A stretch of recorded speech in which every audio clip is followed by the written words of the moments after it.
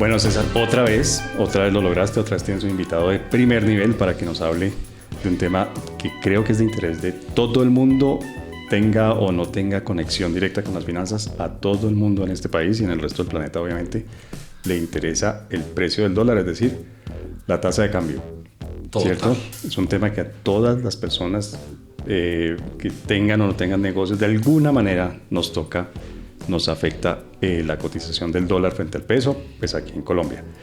Entonces te dejo para que nos presentes a nuestro invitado y luego vamos a empezar a conversar sobre el precio del dólar. Claro que sí, buenas tardes de nuevo, muchas gracias por estar oyéndonos, viéndonos. Muy contentos de tener aquí a David Gómez Bolívar. David es un profesor acá de hace cerca de 20 años, yo creo. Es profesional en finanzas, gobierno y relaciones internacionales. Salió aproximadamente en el año 2004. Hizo una maestría en dirección financiera. Sí, señor. Y está cursando un MBA. Además, pues ha trabajado, que es algo interesante, que es casi que el punto principal de la invitación, y es que él ha trabajado en comisionistas de bolsa, en fiduciaria, en banco. Trabajó con el distrito y está, según creo haberte entendido, está ahora con el Grupo Energía de Bogotá. Entonces tiene una experiencia maravillosa desde el otro lado, casi que desde los dos, ¿no? Desde el sector financiero y también desde el lado privado y de gobierno. Entonces nos va a hablar de cómo es que manejan el tema, cómo hacen sus cálculos para manejar el dólar, las deudas, las inversiones, cómo se cubren. Bueno, nos va a hablar un poquitico de todo. Me gusta que esté él, además, porque peleamos mucho. Él dice que no peleamos, pero discutimos. Yo tengo una visión diferente a cómo vemos el dólar en el futuro, entre comillas. Pero bueno, dejo que David nos dé ese comienzo, esa charla inicial. Bueno, ¿Dónde estás haciendo el MBA ahora? Muy buenas tardes, días o noches, según como estén viendo este maravilloso podcast. Y no, pues muy agradecido con ustedes, el profesor César y profesor César, porque realmente es un gusto pues poder compartir más que respuestas e inquietudes, ¿no? Creo que, como decían por ahí, hay dos tipos de personas sobre el tema del dólar, ¿no? Los que pronosticamos el dólar y los que nos dedicamos después a explicar por qué no se cumple el pronóstico. Total. Pero palabras más, palabras menos. No, estamos haciendo ahorita un MBA muy interesante en una universidad americana que se llama la Southern National University, y lo que estamos manejando es como un tema de enfoque en negocios internacionales, precisamente porque más allá de las finanzas, digamos, de ortodoxia, es muy importante pues abrir la mente, ¿no? Y saber que entender temas complejos como precisamente el tema de las divisas requiere tener esa amplitud mental. He tenido esa oportunidad maravillosa de trabajar en diferentes sectores y hacer muchas cosas, de todo un poquito, de pronto de algunas cosas Bien, mucho. pues voy a aprovechar precisamente esa experiencia que tienes del pasado y de lo que estás haciendo actualmente para pues, empezar esta conversación sobre el tema que es el precio del dólar en Colombia. ¿De qué depende el precio del dólar? ¿Cuáles son los factores más importantes, más determinantes del precio del dólar en Colombia? ¿Qué me hablo yo? Perdón. Sigue porque ya vamos a empezar a pelear. No, yo no sé pelear, yo sé discutir. No, la idea es primero que todo hay un tema que se le llama un poquito como el capitalismo pleno y duro, y es un tema que uno llama coloquialmente en el mercado flujos. Si potencialmente hay unos flujos que, por ejemplo, X entidad necesita traer unos dólares al país, hay un tema, por ejemplo, de dinero que traen del exterior para dividendos, o al contrario, ¿no? Entidades que pues tienen que sacar dinero para efecto de hacer sus pagos a casas matrices. Los flujos, pues digamos, es como desde mi punto de vista el primer factor que gobierna el precio del dólar, o sea, oferta y demanda en el pleno sentido de la palabra. Hay un segundo ítem y es un concepto, digamos, de reacción ante noticias. Por ahí le explican a uno la famosa hipótesis de eficiencia en los mercados, ¿no? Y creo que las divisas son ese activo perfecto para validar esa hipótesis, porque ante una noticia la divisa puede reaccionar. A veces no reacciona, ¿no? Pero suele reaccionar. Aquí en Colombia, ¿qué tan sensible es aquí en Colombia? ¿Mucho? A veces me desconciertan cosas como las que pasó el pasado lunes. El fin de semana, César, usted supo bien que pasaban cosas y el dólar el lunes se portó muy Yo quiero hablar, pero ya me van a interrumpir. Y la tercera que para mí es muy importante también es que ya de manera un poco más menos sentimental, menos pasional y más estructurada, las divisas también reflejan en algún momento, mi estimado César, unos temas asociados a la salud financiera, tanto del país en especial, lo que llamamos el riesgo soberano, como de las empresas. Entonces, digamos, si existe una percepción de riesgo de que fiscalmente algo pasa que preocupa en el país, es probable que que se presente algún movimiento del dólar. Pero César está que se habla, somos todo oídos. Estoy que me habla. ¿Cómo lo he visto yo a través del tiempo? De acuerdo con los flujos, claramente la oferta y demanda pura y dura, como lo llamamos, pues afecta el precio del dólar en el corto plazo, en el plazo inmediato. Entonces, voy a hacer un resumen de cómo lo veo yo hace mucho tiempo. Es el precio del dólar no solo en Colombia, sino en Latinoamérica y en el mundo, depende de los flujos globales, es decir, de Estados Unidos. Punto. Si Estados Unidos está en una política monetaria expansiva, está emitiendo dólares a la lata y el dólar es para abajo en todo el mundo, queramos o no queramos. ¿De acuerdo? Entonces, para mí ese es el punto principal. ¿Qué está pasando con el dólar en todo el mundo? ¿Y eso depende de qué? Pues depende de inflación en Estados Unidos, de tasas de interés en Estados Unidos, del desempleo en Estados Unidos. En pocas palabras, de la política monetaria de Estados Unidos. Política monetaria y crediticia. Punto. Segundo, viene un segundo escalón, que es Latinoamérica. ¿Qué está pasando con Latinoamérica? Hablando de esos flujos grandes de inversión, de los grandes fondos de inversión en el mundo, yo siempre he visto, y es lo que tengo en la cabeza, que ellos determinan cuando no quieren invertir todo en Estados Unidos, sino que le dan preferencia a Latinoamérica o a los mercados emergentes. Esto va con la teoría de ciclos que de pronto hablamos un poquitico más tarde. Ellos dicen, Latinoamérica, vamos a mandarle una plata a Latinoamérica. En Latinoamérica existen Brasil y México. Los demás somos vecinos de ellos dos. Punto. Los demás somos unos invitados. Exacto. Entonces, por decir algo, mandan 70-80% de lo que quieren mandar para Latinoamérica, lo mandan a Brasil y México.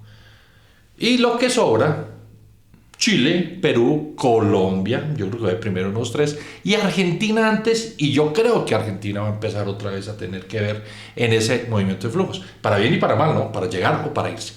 Y el tercer piso es Colombia, la parte interna. Entonces esa que efectivamente lo que hemos visto en los últimos días, que cuando salió Campo, por ejemplo, el ministro de Hacienda, el primero de este gobierno, cuando salió Campo, hubo inicialmente una reacción y se subió el dólar 200 pesos y en los 2 días está otra vez abajo. Parecido a lo que pasó efectivamente en estos días, que sale el Fondo Monetario Internacional y dice, no va, la línea esa flexible que tenemos, la suspende. El sábado. El fin de semana, se asusta a la gente un poquitico, pero no, dólar abajo. ¿Listo? En cambio, ¿qué sí le pega? Por ejemplo, hoy, tasas de interés. El Banco de la República bajó las tasas de interés en su última reunión el martes y el mercado no lo tomó bien. Y se le subió en el dólar 40-50 pesos, en contravía de lo que pasa en Latinoamérica. Pero estas cosas son, a ver cómo lo explico, son coyunturales. Todas estas noticias con el gobierno que dice que alega, por ejemplo, ese discurso 20 juliero de ayer, esa amenaza al Congreso y todas estas vainas, hombre, pero el mercado eso sí, realmente no le para muchas bolas. Ojo, hasta que la cosa sea de verdad. Entonces, todo este carretazo que le estoy echando yo es, primero, Estados Unidos, dólar mundo, segundo Latinoamérica, tercero nosotros, salvo que se rompa la institucionalidad, que fue lo que pasó en Argentina en todo este siglo, hasta ahora que cambió ideológicamente el gobierno. Pero lo que pasó en Argentina es que los flujos estaban parejos para todo lado, para Argentina no. Argentina el dólar se subió de 10 pesos argentinos por dólar en el año 2008-2010, y hoy está 1.000. Por encima de 1.000. Es como si el dólar en Colombia, que en esa época estaba en 2.000 pesos, hoy costara 200.000. Así de simple. O sea, muy bravo. De esa locura es. Por eso es que, como decís vos, César, sí, es tan importante el tema del dólar. No solo para las empresas, para el país, para la gente. Vamos a hablar de eso en un momentito, pero antes de ver por qué es tan importante el precio del dólar, terminamos esta parte sobre cómo se determina el precio del dólar o cómo se llega al precio del dólar. Yo había oído en alguna época que, por ejemplo, aquí en Colombia es muy importante la exportación de petróleo, es decir, y el precio del petróleo. Café y petróleo, canción de Ana y Jaime. Eso que tanto, eso estamos viejos. Eso que tanto determina el precio del dólar en Colombia, la exportación, digamos, de esos dos productos, de esos dos commodities, ¿qué tanto determina el precio del dólar en Colombia? Pues es una pregunta muy interesante desde lo macroeconómico, ¿no? Uno esperaría que si un país exporta más de lo que importa, técnicamente recibe un neto de divisas. Por ende, coloquialmente hablando, tendría uno una propensión a que el precio del dólar debería caer. Me explico. Si es más lo que exporto que lo que yo importo, pues técnicamente uno diría que por un tema de la ley número 1 de la economía, de escasez, ¿sí, no? Pensaría uno que el precio, digamos, pero en este caso es abundancia, obviamente, pero la ley se llama escasez, pues obviamente el precio del dólar tiene una tendencia a disminuir. Y ahí viene un concepto muy bonito que se llaman las monedas fuertes y las monedas débiles. Me explico. Generalmente, y ahorita hablamos de Japón, pero generalmente un país que exporta más de lo que importa es un país que tiende a apreciar su moneda. Por esta explicación de oferta y demanda que acabo de decir, o sea, un tema de, volvemos al inicio, flujos, pero también por un tema de percepción de riesgo, porque usted creería que si un país exporta más de lo que importa, pues genera, digamos, valor en su economía. Claro. ¿Qué pasa en Colombia? Colombia no ha sido un país, más allá de café, petróleo y ferroníquel, que tenga una balanza comercial fuerte. Es decir, nosotros sí tenemos unos productos que exportamos, pero nosotros lamentablemente, y con el permiso de Dan Smith y de David Ricardo, no presentes acá en este podcast, ellos nos explicaban que tenía que haber un proceso de, digamos, de transformación tecnológica, ¿no? Y que en la medida que los países hicieran esa tarea, podían, digamos, técnicamente salir adelante. Por eso yo catalogo, mi estimado profesor César, y también a mi estimado César también, que el mensaje grande es: no es solo lo que exportas en términos de que te lleguen más divisas de las que tienes que darle al mundo, digamos balanza comercial positiva, sino qué hiciste con ese dinero de lo que exportaste. Porque si tienes una dictadura, y volvemos al tema de institucionalidad, donde puedes tener una balanza comercial superavitaria, pero ese dictador llega y hace con ese dinero lo que suelen hacer la mayoría de dictadores, que es robárselo y no invertirlo en el país, pues claramente se vuelve una moneda débil. Entonces, bueno, en Colombia tenemos una moneda débil. Yo quisiera meter otra vez la cucharada de lo poquito. Hablando de lo mismo. Adelante. O sea, el tema es claramente, si nosotros exportamos mucho más, si el precio de nuestros productos está alto, pues nos va a llegar más divisas, ¿no es cierto? Y eso va a ayudar a que el dólar baje. Pero yo insisto, lo determina principalmente lo que esté pasando con el dólar a nivel mundial. Claro, esto lo atenúa eventualmente o lo exacerba. Lo que pase, lo mismo con las declaraciones o lo que esté pasando con el tema de institucionalidad, atenúa o exacerba lo que pase con la dirección, con el nivel hacia arriba o hacia abajo del dólar. Pero la dirección, para mí es clara, la determina el entorno. Pero, por ejemplo, algo que yo también había oído hace unos años, el final o la conclusión del año fiscal de muchas empresas que tienen negocios aquí en Colombia, pero tienen sus casas matrices afuera, y que en el caso de las que tienen utilidades, para repatriar a sus países de origen las utilidades que produjeron en Colombia, pues obviamente no las van a mandar en pesos colombianos, sino en dólares. Flujos, muy bien. Eso también determina... Todo. O sea, volvemos a lo mismo. Todos esos flujos, sea porque las empresas extranjeras giran sus dividendos al exterior o porque están trayendo plata, lo mismo que el tema de exportaciones, importaciones, todo, claro que todo ayuda, ¿no es cierto?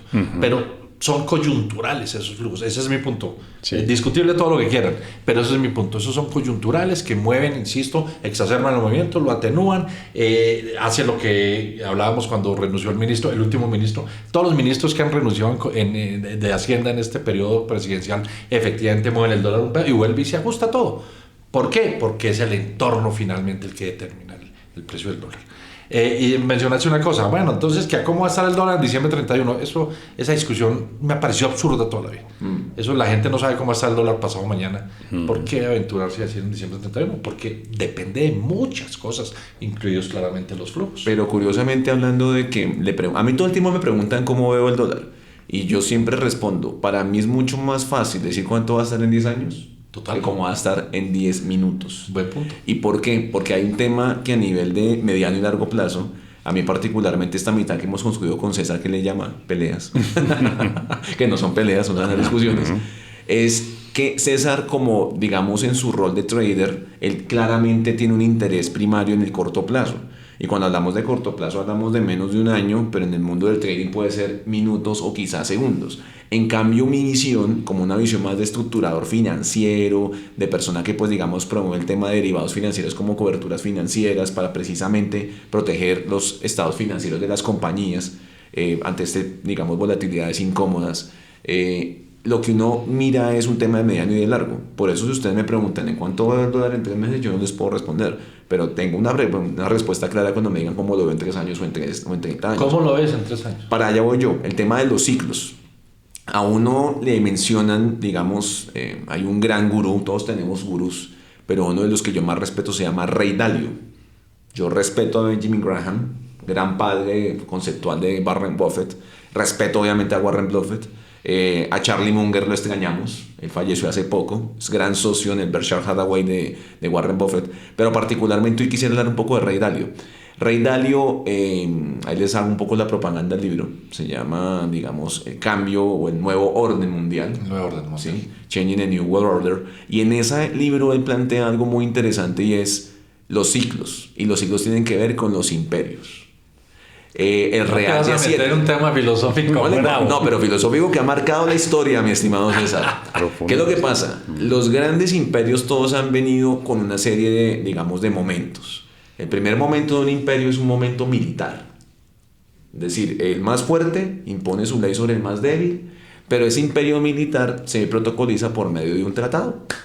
Y en ese segundo momento, que es el momento donde firman un papel, el que ganó esa pelea o esa guerra le condujo a sus condiciones al que la perdió.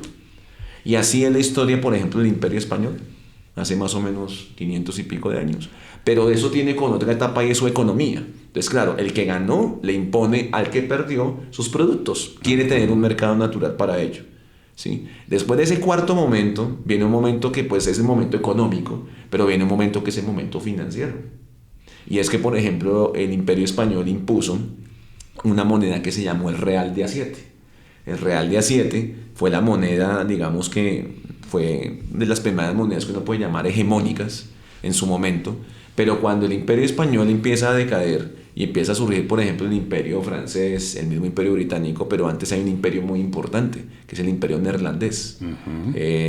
Cordial invitación a que todos los que queremos a Países Bajos le digamos así y no le digamos Holanda, porque Holanda... Yo soy hincha de Holanda. Yo soy hincha en el fútbol de Países Bajos. De hecho, es una zona del país. Trabajo. Es una zona. Es una zona del país, exactamente. Todo holandés es neerlandés, no todo neerlandés es holandés. Entonces, digamos que los mal llamados holandeses, bien llamados neerlandeses, tuvieron un imperio y fundaron una de las primeras bolsas modernas, que es la bolsa de Ámsterdam. Y por allá César estuvo por ahí dando una charla aquí en la facultad de los tulipanes. Esa primera gran burbuja de los tulipanes, donde mi estimado César Páez, imagínese que un tulipán llegó a valer más que una casa.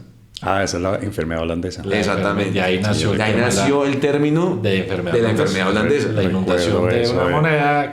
Entonces, todos hablan del Imperio Británico, pero nadie habla de mi amado Imperio Neerlandés, que pasó a un segundo lugar, el Real de A7, y impuso el florín. Entonces, el florín tuvo su momento. Bueno, pero a lo que vamos, David, porque no nos vamos a estar aquí 3 días. Es que todo lo que sube tiene que bajarse. Claro, algún día. Y en eso estamos totalmente de acuerdo. Tú estás viendo el fin del imperio estadounidense en el corto plazo. No estoy viendo el fin del hegemón, pero sí estoy viendo cosas que van a debilitarlo. Así como en su momento el Imperio Español cayó, así como en su momento el Imperio neerlandés se dio, así como el Imperio Británico surgió y también descendió y le dio la batuta al Imperio estadounidense. Estamos viendo un momento de transición y quiero plantearles el por qué. Primero que todo, porque el dólar americano sigue siendo una moneda fundamental en las reservas internacionales de los bancos centrales. Pero a medida que el tiempo pasa, el euro ha tomado relativo protagonismo, ¿sí? Y otras monedas piden un reclamo, pero el reclamo más importante se llama China. El yuan renminbi es la moneda que, como consecuencia de estos potenciales procesos de transición de los imperios, ¿no? Un tema militar, un tema, digamos, de tratado internacional, como fue Bretton Woods en su momento, mis estimados amigos, que fue el tratado que le impuso a Estados Unidos como ganador de la Segunda Guerra Mundial a los demás países, y vienen pasando etapas. Entonces, el de China está reclamando su puesto en la historia, y no es el primer puesto que reclama en la historia, porque acuérdense que los romanos sabían que eran chinos y los chinos sabían que eran romanos. Lo que pasa es que no se pudieron invadir porque quedaban un poquito lejos, ¿sí?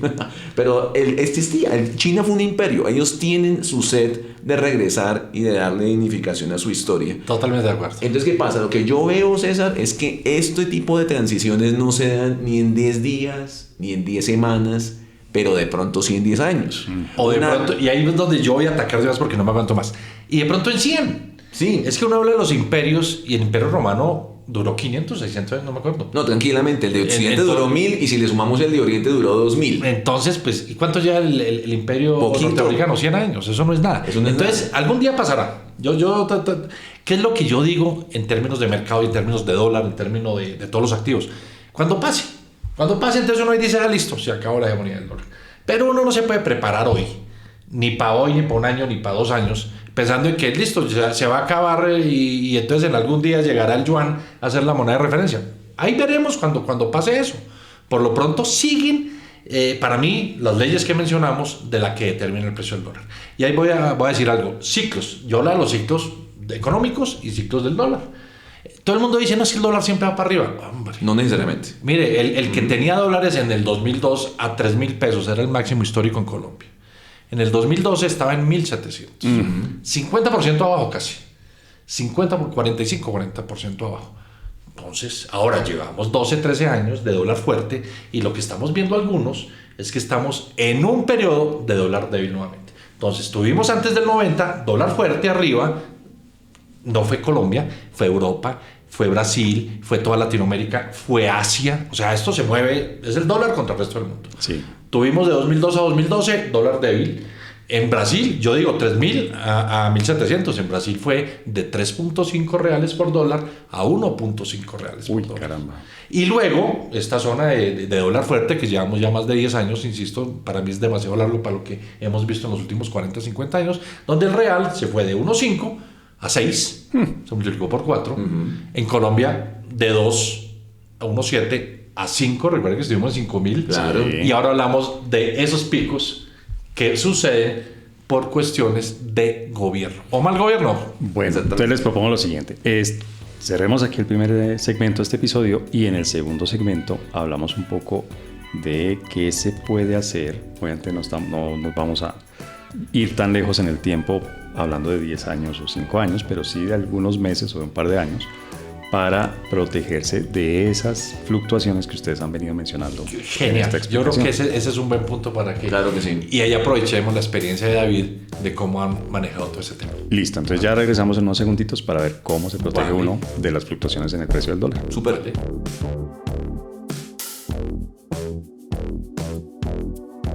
Bueno, David, tú nos mencionaste en tu presentación que habías trabajado en la estructuración financiera del Metro de Bogotá. Así es. Y pues lo primero que a mí se me ocurre es, ¿a cuántos años se proyectó la ejecución del proyecto? Bueno, digamos que cuando se habla de estos temas de Project Finance, uno puede tener lo que llamamos en finanzas una senda de CAPEX, que es como, digamos, la inversión en activo fijo. Y en un proyecto de infraestructura la palabra sigue siendo aplicable, se le llama CAPEX. Entonces digamos que uno puede decir, mire, yo quiero construir un proyecto de infraestructura X, Y o Z y me puedo demorar construyéndolo, por decir cualquier cosa, 10 años. Pero eso no significa que la financiación sea 10 años. Generalmente la financiación en lo que llamamos el plazo o el tenor supera esa senda de CAPEX. Entonces digamos que uno plantea sendas de financiación que pueden llegar a ser hasta de 20 o hasta de 30 años. Eso requiere que haya un mercado maduro desde el punto de vista financiero que le permita al proyecto poder soportar eso. Bueno, pero entonces regresemos al proyecto del Metro de Bogotá. Obviamente el metro, gracias Farid, yo ya vi tu mirada. Yo ya vi tu mirada de que este es mi momento, gracias Farid. Obviamente el Metro de Bogotá se construye en Bogotá, Colombia, es decir, los materiales, la mano de obra, el trabajo, todo se va a utilizar aquí en Colombia y buena parte de eso me imagino se paga en pesos colombianos. O en algún momento hay mucha parte que se hace en moneda extranjera. Entonces, ¿qué es lo que sucede? Pero ¿cómo hace uno un presupuesto para un proyecto en Colombia que obviamente tiene una parte de sus costos que en algún momento hay que pagar, hay que cubrir en dólares? ¿Y cómo hace uno para hacerlo en tanto tiempo? En otras palabras, ¿cómo hace uno para evitar que las fluctuaciones del dólar le revuelvan completamente el presupuesto de un proyecto a un plazo tan largo? De acuerdo, en primera instancia hay que hacer unas proyecciones, pero pues ahí sí, como decimos coloquialmente aquí en la facultad, ¿no? El Excel lo aguanta todo. Entonces digamos, uno proyecta, pero curiosamente ahí viene un argumento más que yo uso para el famoso tema de las monedas débiles y las monedas fuertes. Como el dólar históricamente es una moneda que se ha apreciado, es una moneda que se le genera una senda siempre devaluacionista. Entonces digamos, el peso colombiano ante una moneda fuerte como el dólar, uno coloca una TRM de la que esté actualmente, por ejemplo 4.250 por decir algo, y si yo voy a proyectar ese CAPEX, por ejemplo, que tiene un componente cambiario a 5 o a 6 años, obviamente el dólar en mi proyección no va a estar a 4.250. Eso tiene unas curvas que se llaman una curva de mercado, implícitas de swaps, temas muy técnicos pero muy bonitos que enseñamos aquí en la facultad, por cierto. Entonces, lo que sucede es que cuando usted tiene ese pronóstico, usted está diciendo, uy, un momento, usted me quiere decir que en moneda de origen va a valer tanto, pero en moneda local valdría más. La respuesta es claro, se proyecta una devaluación. Entonces, ¿cómo hacemos para cubrir ese riesgo? Entonces, ahí viene la pregunta de fondo. Y en segunda etapa, ¿cuál es? ¿Hacemos coberturas financieras? ¿Por qué lo decimos en tono de pregunta? Porque generalmente en todo proyecto, y como todos en la vida, tenemos algo que definimos que es un nivel, digamos, de tolerancia a riesgo y un nivel que se llama apetito de riesgo. Nuestro perfil de riesgo, si por ejemplo es conservador, a manera de ejemplo. El mío claramente no es conservador, mi perfil de riesgo claramente es agresivo, porque a mí me encanta especular con divisas y ese tipo de cosas. Pero digamos que volviendo al tema del perfil de riesgo conservador en un proyecto de estos, lo que se tiene que procurar es hacer coberturas financieras. Bueno, a mí se me ocurre una. ¿Cuál? Yo compro dólares. Esa es la cobertura natural. Compro dólares, los meto debajo del colchón. Esa es la natural, ahí. pero en un proyecto si están necesitando plata, no puede estar. Exactamente, las coberturas naturales requieren caja. Usted es feliz mostrando que yo me equivoco aquí en todo. No, a nivel personal. Brillantes ideas. Yo tengo siempre, David, aquí la gente que nos está viendo, yo siempre tengo unas ideotas financieras, llego aquí donde se ven. Y se las acaba. Me mira con esta cara de... No, pero a nivel personal es ternurita. Sí. Pero claro, el tema es que en ese tema de Project Finance uno siempre llega y dice, yo por plata no me preocupo, que eso es lo que no hay. Muy bien. Entonces, a partir de ello, en ausencia de liquidez natural, uno acude, digamos, al punto 2B, porque estamos hablando del 2, que es ¿qué hago? ¿Cómo cubro? Y el 2B sería coberturas financieras. Se hacen forwards, se hacen opciones, se hacen swaps, y sobre todo particularmente swaps, porque los swaps son un derivado financiero que por vocaciones de largo plazo. Entonces, digamos, si tengo una senda de CAPEX, por ejemplo, de 5 o 6 años, o 10, y tengo una senda de financiación, que son cuando los sponsors, o sea, las personas que están patrocinando el proyecto, puede haber una senda de la Nación, de la República de Colombia, hay una senda del distrito, que porque el Distrito Capital también... Cuando estamos hablando de senda es un flujo... Un flujo de caja futuro, una senda, exactamente. En tal fecha vamos a girar tanto, en tal fecha vamos a girar tanto. Pero es una aclaración. Lo que pone la Nación, pues eso tendrá que manejarlo él. O sea, si ellos piensan cubrir eso o no cubrir, yo creo que pues en este gobierno no están pensando en nada de eso. Qué pena, pero todos sabemos el lo que problema, no entre comillas, es de ellos. Tienen que meterle política. El distrito en este ejemplo, pues está pendiente de lo suyo. Entonces va a cubrir parte de lo suyo. Exactamente. De hecho, creo que nos vas a explicar que es una parte nomás. Exactamente. Hay una ley de infraestructura que se montó en el año 97 donde dicen que para proyectos, digamos, de movilidad se requiere que la nación financie hasta el 70% del proyecto y la entidad territorial hasta el 30%. En el caso particular del metro, digamos que la ciudad hizo un esfuerzo adicional. No me corresponde entrar en el detalle de la cifra, pero quiero que sepan que la nación colocó menos del 70%, un poco menos, y el distrito colocó un poquito más del 30%. Pero bueno, es parte, digamos, del entendimiento de la comprensión que tuvo el Distrito Capital con respecto a la nación, porque pues, digamos, la idea era sacar el proyecto adelante. Y en ese contexto lo que sucede es que cuando usted toma esos flujos que entran al proyecto y toma la senda de CAPEX, no le da. La senda de CAPEX supera a los sponsors. ¿Qué es lo que toca hacer? Toca hacer un proceso de una tercera fuente, de una tercera fuente, que es nación, senda distrito y la senda financiera, que es el proceso de financiación que requiere el proyecto. Y ese financiamiento, por las magnitudes de ese CAPEX, tiene que estar en moneda extranjera. O sea, es muy difícil que esas magnitudes... O sea que estamos hablando, César, del proyecto de infraestructura más grande de la historia de Colombia. No es cualquier cosa. Eso, el sistema financiero colombiano no tiene como... No tiene capacidad. Lo que yo estoy viendo es que este ejemplo me salió mal. Porque, quiero decir, la mayor parte de los dineros se proyectan en dólares y cada uno de los sponsors, de los financiadores... Pero, mi estimado profesor, pero le salió bien el ejemplo. ¿Sabe por qué le salió bien? Porque resulta que cuando usted tiene un financiamiento que está en moneda extranjera y usted es una persona que, digamos, es colombiana, ¿cierto? Y tiene unas personas que son ingenieros de la China y usted sabe que hay un riesgo cambiario, lo que usted tiene que procurar es hacer coberturas sobre esa potencial deuda que se contrajo. ¿Por qué? Porque si la deuda llega a encarecerse, es decir, no por condiciones financieras, supongamos que está a tasa fija, por ejemplo. El dólar se vaya a 10.000. Pero el dólar se puede estrepar, por ejemplo, a 5.000, a 6.000 o a 10.000. Yo siempre les digo que no toquen la mesa, toquen madera. No, yo no la toco porque ese es mi pronóstico. Pero bueno, sigamos en el podcast. Pero la idea, a largo plazo, ¿no? No estoy diciendo 10.000 mañana, estoy diciendo 10.000 a largo plazo. Pero el mensaje grande es que el ejemplo es muy bueno. Porque precisamente cuando usted sabe que tiene un flujo natural de retribución al proyecto, que es, el proyecto algún día se va a construir. Cuando se acabe la senda de CAPEX, finalice y el proyecto salga a funcionamiento y veamos estos maravillosos trenes con altísima capacidad, por ahí hemos visto algunas noticias de que la capacidad es gigante en los trenes, vamos a ver cómo empieza a generar ingresos. El proyecto genera unos ingresos. No solamente las sendas de aportes del sponsor 1 que es la nación y el sponsor 2 que es el distrito, sino también ingresos y la senda de ingresos de los desembolsos de los créditos, ¿sí o no? Y de las emisiones de bonos potencialmente, sino que hay una cuarta gran fuente de ingreso que es la que uno espera con ansias cuando termina el proyecto, y es esto empieza a generar ingresos, que es lo que se llama tarifa. Entonces ese tema de tarifa va a estar en pesos, estimado profesor César, y no en dólares. Eso hace que exista una brecha cambiaria por definición. Ahí es cuando toca empezar a mirar el tema de si vale la pena hacer coberturas cambiarias o no. Yo personalmente siempre las haría. Les voy a explicar por qué siempre. Porque usted tiene que entender en qué tipo de negocio está. Si mi negocio es hacer camisas, yo necesito que mi negocio sea de buena calidad, que la calidad del hilo sea buena, que la calidad de confección sea impecable, que mi producto, que son las camisas, sea la mejor camisa del mundo. Así es como uno tiene que fundar una empresa. Sería muy triste que una empresa que tengamos acá los 3 de camisas se nos vaya a la quiebra porque hay una cosa llamada el dólar, porque hay una cosa llamada el euro, porque hay una cosa llamada el riesgo cambiario y no lo quisimos gestionar.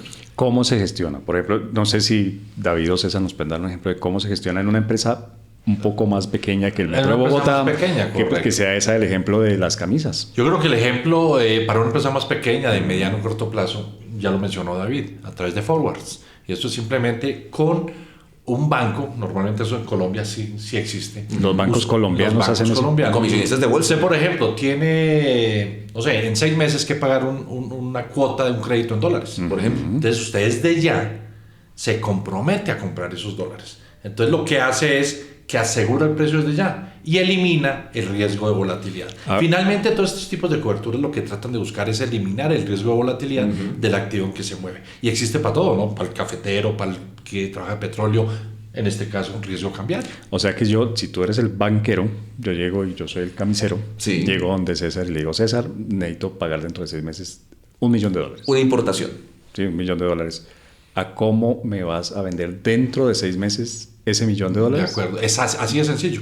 Entonces, ¿cuál es el precio normal? El precio de hoy más unos puntos, que es más o menos lo llaman los puntos forward. Los puntos forward, los puntos swap.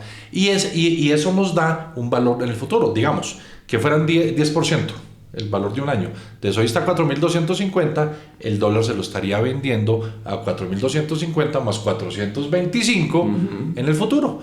¿Qué hizo usted? Aseguró un precio del dólar. Y ahí es donde viene un segundo punto. ¿Qué es lo que pasa en Colombia con las empresas pequeñas y medianas? Que si el dólar ese día está bajo, al pobre gerente financiero lo van a echar. Exactamente. Porque la gente aquí no entiende el tema de cobertura. Exactamente. Sí. Pero si el dólar ese día está a 5.000, o sea, se cubrió perfecto, simplemente le van a decir, bueno, chino.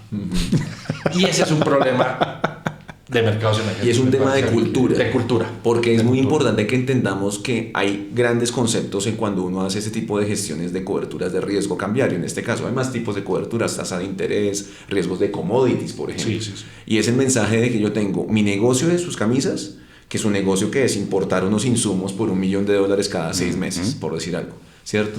Pero eso es lo que llamamos nosotros en finanzas la posición primaria, el riesgo.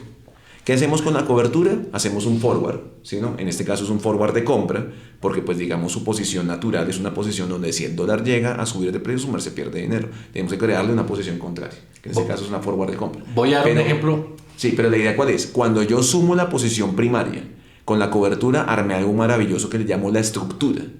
Es lindo que la gente vea la estructura, que es una posición primaria y una cobertura, que es lo que dice César y que tiene lamentablemente la razón, que César llega y dice que a la hora de la verdad, cuando pasaron 6 meses, a César, que hizo la, digamos, operación de cobertura con la ayuda de César Gómez, que fue el banquero que le hizo la contraparte, resulta, pasa y acontece que si el forward le dio pérdida, lo arrancan usted a mirar como con ojitos que no son. Lo echan. Y usted llega y tiene que decir, no, un momentico, es que yo no estoy acá para que el forward de utilidad, estoy es para neutralizar la volatilidad del estado financiero. Y voy a poner un ejemplo especial. Por ejemplo, el cafetero. Rapidito. El cafetero dice, no sé, el petróleo, el café estará a $3.50, no sé, eso se pegó una subida que... Está altísimo el café. Hace tiempo no miro el precio, pero supongamos que está a $3.50 la libra. Resulta que al cafetero le cuesta $1.50 producirla. 3.50. Maravilloso. ¿Qué hace un cafetero? Vende a futuro. Ya vendió su café, ya aseguró una rentabilidad campeona. Cuando yo entregue la cosecha, me van a dar 3.50. Okay. Entonces no debería preocuparle si el petróleo, si el café se subió a 5 o si se cayó a 2. Ya hizo un negocio maravilloso. Eso es lo que tienen que meter en la cabeza. Cuando la gente hable de coberturas y cuando haga coberturas tiene que meterse eso en la cabeza. Okay, asegurar un precio. Bueno, y una preguntita para terminar este pedacito y les hago, vamos a la última sección para hablar de un tema que anunciamos hace un momento. ¿Y la gente común y corriente tiene alguna manera de cubrirse? Por ejemplo, si yo estoy pensando hacer estudios en el exterior, sí. Si estoy pensando darme una vueltica por algún lado, sí. ¿Cómo hago? Por ejemplo, en comisionistas de bolsa hay posibilidades de hacer coberturas de dólar a través de derivados de la TRM. Esto suena un poquitico enredado, pero es lo más sencillo del mundo. Es lo que hablamos ahora. Comprometerse a comprar o a vender el dólar a una fecha futura. Como una persona común y corriente. Común y corriente. ¿Qué tiene que hacer? Abrir una cuenta de una comisionista de bolsa, tener una garantía mínima que en este momento es más o menos del 6% del valor de la operación. Esto quiere decir que si tú quieres cubrir $100,000, tienes que tener depositados en la firma comisionista de bolsa más o menos $6,000 de garantía. Y con eso aseguras un precio. Punto. Para comprar o para vender. O sea, sí se puede. Y es importante, fácil. Y es importante que hagamos mención de que esto es un proceso de evolución de muchos años, donde las instituciones en Colombia han hecho la tarea, sobre todo el sector financiero, de ofrecer productos que inicialmente surgieron como productos muy corporativos, empresariales, institucionales, pero que a medida que el tiempo pasa, afortunadamente, son productos que se van ofreciendo, digamos, para lo que denominamos en finanzas el sector retail, y es aquellas personas, ciudadanos de a pie, que necesitan tener esas necesidades. Puntualmente, el producto que explicaba César se llama, por ejemplo, unos futuros que se llaman futuros de mini TRM, si no me recuerda mal, por ahí vaya cosa de producto. En general aquí lo llamamos derivados de TRM. Exactamente. Y lo que sí es cierto es que lo que más se utiliza es para especulación. Lamentablemente, realmente sí se utiliza como empresas utilizan como cobertura, pero ya mencionamos cuáles son los problemas cuando no le sale bien la cobertura, claramente. Y que el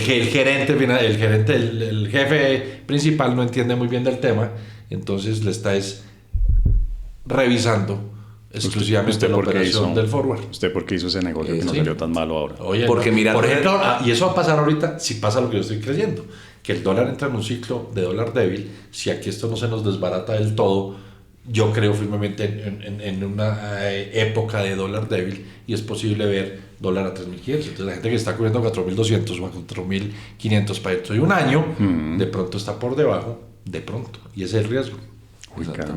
Bueno, pues sí. Yo tengo esa perspectiva global, pero a nivel local creo que lamentablemente, ¿cómo lo decimos? Tengo muy claro lo que en este país no tenemos. Dando más peso al tema político. Sí, el tema político acá es terrible. Realmente tenemos elecciones el próximo año de Congreso y de presidente. Son las elecciones más importantes de la historia de Colombia.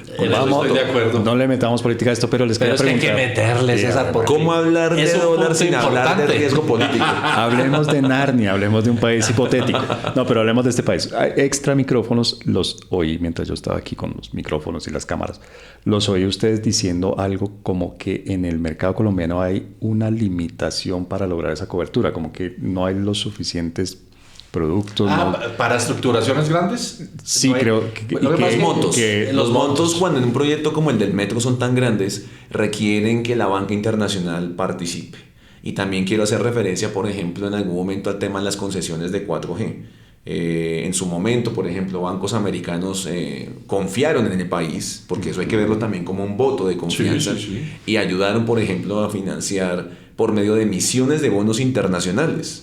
Esas son cosas que de pronto el ciudadano de a pie no conoce, pero hay bancos que están comprometidos con el desarrollo del país y ayudaron a hacer estructuraciones hasta de bonos para temas de concesiones viales. Entonces, ¿qué pasa, mi estimado César? Los bancos locales pueden tener la voluntad de apoyar proyectos de infraestructura, por ejemplo, pero llega un punto en el cual las dimensiones de los montos que requieren los proyectos son tan grandes que la banca local tiene unas limitaciones. Ellos tienen, digamos, unos límites por función del patrimonio técnico y un par de variables más. Pero sin poner el tema tan técnico, el tema es que el monto a veces es tan grande que la banca internacional se vuelve un aliado fundamental para el tema. Por ahí. Pero no es una cuestión de sofisticación de productos. No necesariamente. El producto al final es el mismo. O es una financiación estilo bonos, o es una financiación estilo crédito normal con la banca nacional o internacional, o son coberturas que aquí hay, pero recuerden que somos un mercado infinitamente más pequeño. Bueno, Es cuestión de tamaño. Pues un mercado también poco profundo, ¿no? Que es un tema, la profundidad del mercado es todo un tema, ¿no? Eso sí nos da para otro podcast completo, Sí. pero el mensaje es que el mercado, en un acto de fe, solito en este momento, no es profundo. Y cuando hablamos de profundidad, uno de los elementos es que no es líquido a veces. Entonces es muy importante en estructuración de derivados financieros al menos, que haya profundidad en el mercado spot, en el mercado del día a día. Vamos con la parte personal que decías vos. Ya voy a eso, pero César, yo creo que esto del tema de la profundidad del mercado lo mencionamos cuando hablamos de acciones Sí, también, sí. ¿verdad? Y redondeando, tenemos un mercado absolutamente poco profundo, Lamentablemente. y líquido y altamente concentrado. Acciones, dólar, TES, todo. No hay Estamos diversificación. realmente- Estamos en una época mala para el mercado de capitales. Para la gente que está viendo el podcast, vamos a poner por aquí en alguna parte, eso siempre es misterio, en alguna sorpresa, en alguna parte ponemos una tarjetica para que desde ahí puedan acceder al video en el que hablamos de acciones y en el Genial. que tratamos Genial, este tema claro. también. Genial. Sí, muy bien. Bueno, y una última pregunta ya para cerrar este tema, y es que siempre una manera de analizar esto es ganadores y perdedores.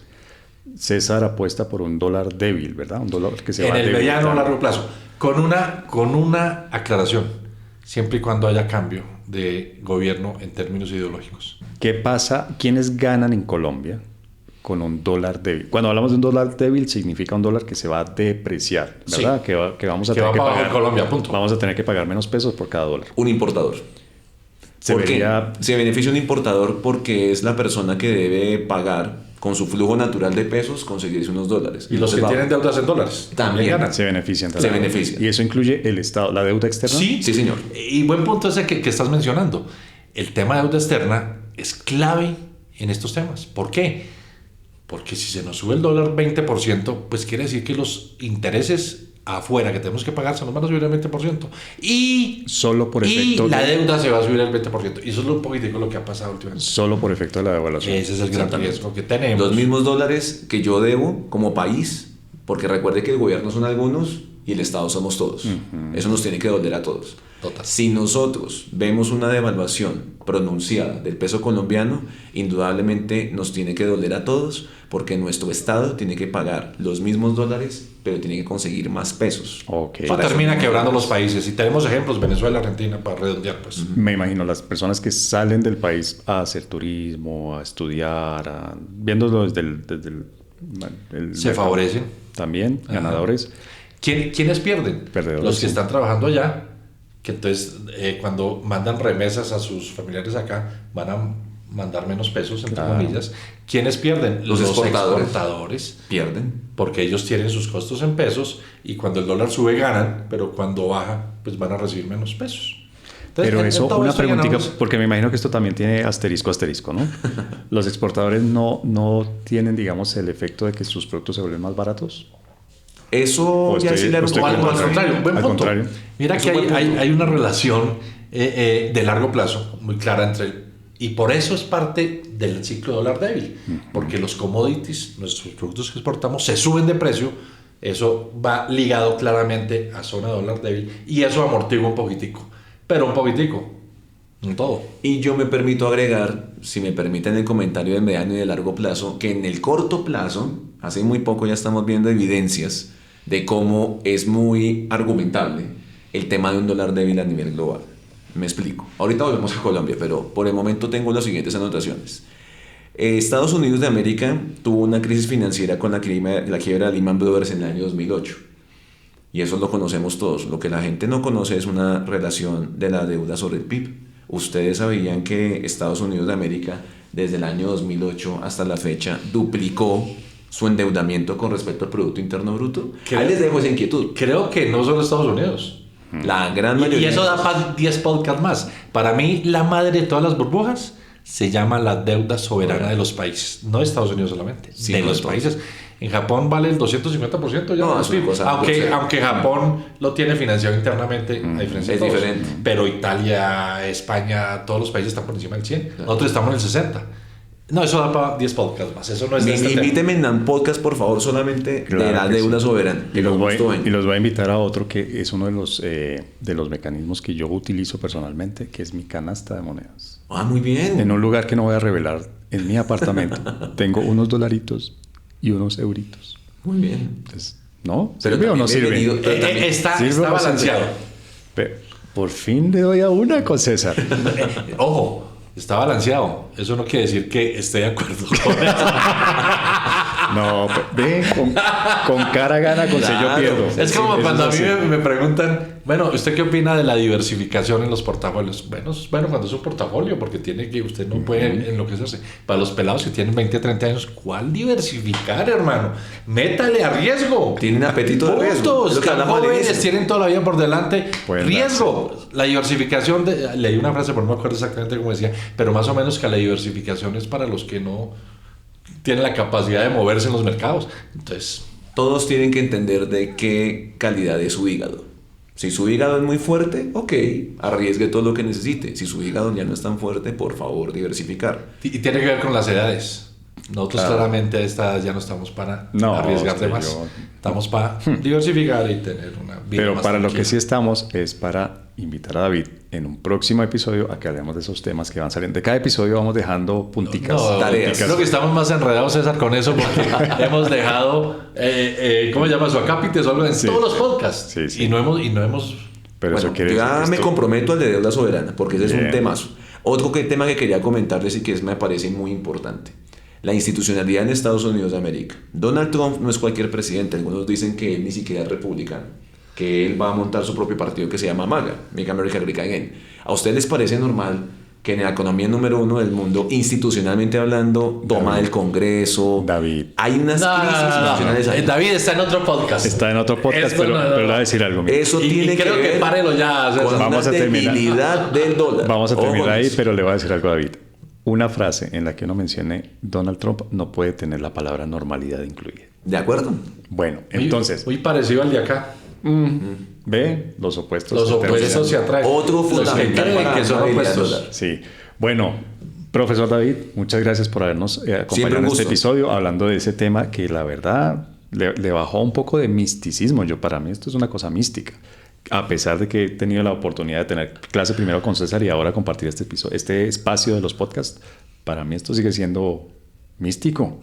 Yo como soy tan pragmático, tiene que ver con mis negocios de corto plazo, ¿no?